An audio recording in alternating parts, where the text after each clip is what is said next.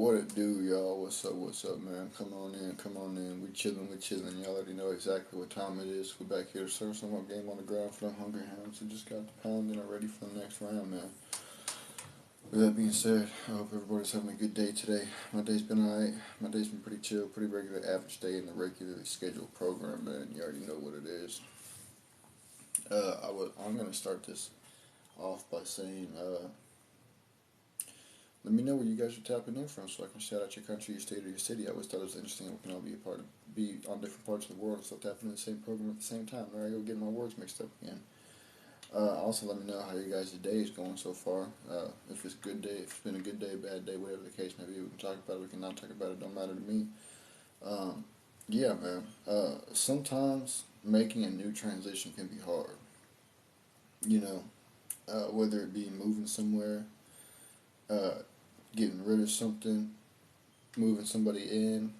Sometimes uh, transitions can be hard to get used to, but eventually you get used to it, and then it becomes easier and easier and easier to live with.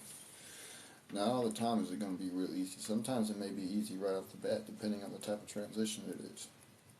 But others aren't so easy to get used to.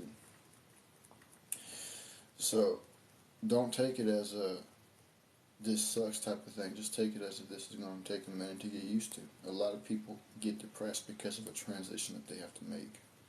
A lot of people get sad. A lot of people become turtles. They just get stuck inside their shells because of a transition that they got to make. Don't be a turtle, man. Just understand that life is not meant to be comfortable. Life is not meant to be comfortable. If you live life comfortably, what are you really doing? You know?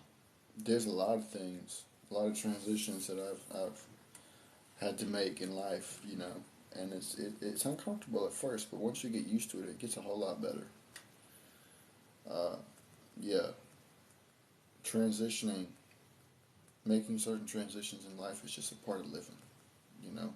And I'm not talking about transitioning as, switching your genetic being.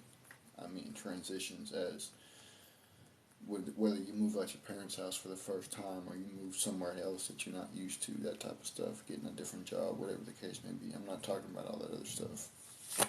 But, yeah, man, we're going to go ahead and get on with this next topic, man.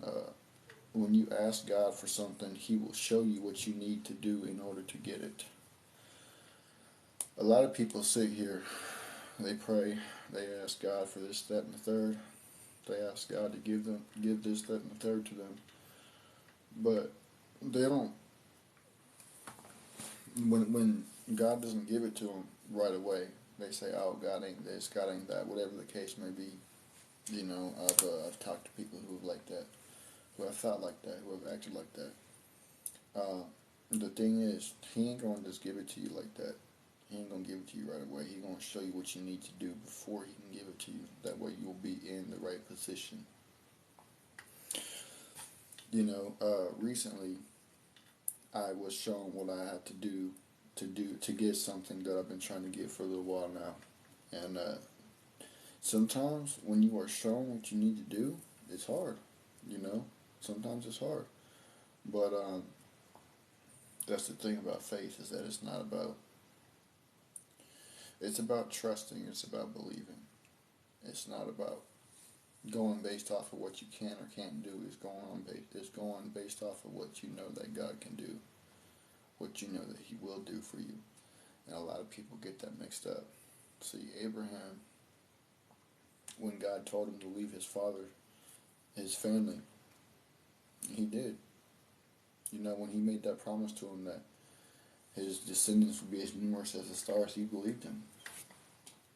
He did what He asked. When He told him to go sacrifice his offspring as a test of faith, Abraham was going to do it. And right before he did, God called out to him and told him, "No, don't do it. There's a lamb right here in the bushes." And there goes my phone. A lot of times it's an act on faith. When God told Moses to put the serpent on the pole in the desert, and anybody who looked at it and believed in the power of the Lord would be healed when they were sick. Moses didn't question it. He went and did it. God will show us what we need to do before he can give us what we ask. And a lot of times it's hard to do whatever it is that he is showing us that we need to do. But he does that so that he can prepare us for what it is that we are asking for. And a lot of people think, oh, God didn't give it to me, so he's not real, blah, blah, blah. See, at that point, you're not giving him a chance to do what he do. You know, you just, oh, he didn't say this, he didn't do this, bet, and cross him off the board. It don't work like that. It's an act of faith, you know. And a lot of people throw that down the toilet over one day that God didn't do nothing for them. You know, when God was, when Job was going through what he was going through, and God told Job, he said, where were you when I created the foundations of the earth? You know, he humbled him. You know, Job was upset that he had everything taken from him. Did he turn his back on his faith? No, obviously not. But he was upset at God for allowing the enemy to take everything away from him. And God told him, he said, where were you when I created the foundations of the earth? Meaning, you have no say in what I do or what I don't do, because you are created, not the creator. We have no say in what God does or doesn't do, because we are the created, not the creator. You know, a lot of people get that mixed up. And it's a shame, but, I mean, it is what it is, you know. Some people, man, they cross God off the board real quick, and that sucks. But at the end of the day, that's their choice. And if that's what they want to do, then they got to live with the consequences of doing so.